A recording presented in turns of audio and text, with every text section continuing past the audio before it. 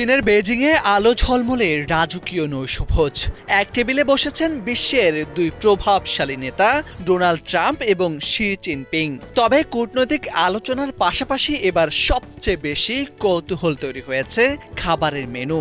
ট্রাম্পকে ঠিক কি খাওয়ালো চীন তা নিয়েই এখন আন্তর্জাতিক মহলে চলছে নানা আলোচনা।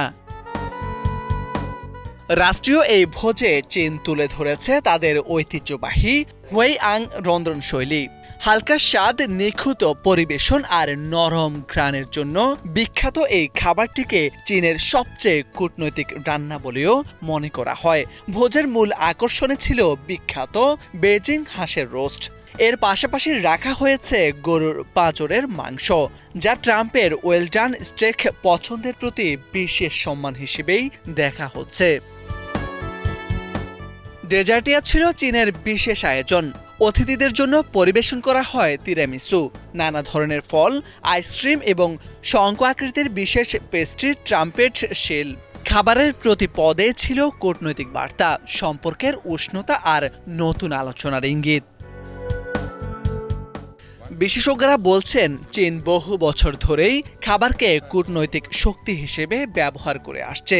বিদেশি নেতাদের সামনে এমন খাবারই পরিবেশন করা হয়, যা একদিকে ঐতিহ্য তুলে ধরে, অন্যদিকে অতিথির রুচির প্রতিও সম্মান দেখায়। তাই এই ভোজে খুব ঝাল বা অদ্ভুত কোনো খাবার রাখা হয়নি, বরং এমন সব পদ রাখা হয়েছে যা প্রায় সব দেশের অতিথির কাছেই গ্রহণযোগ্য।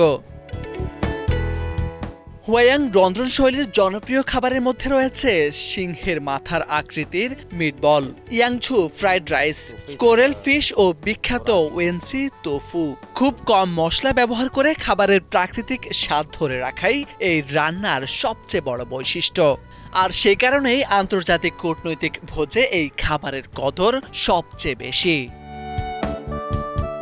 মোর্শেদ আলম, বাংলা ভিশন।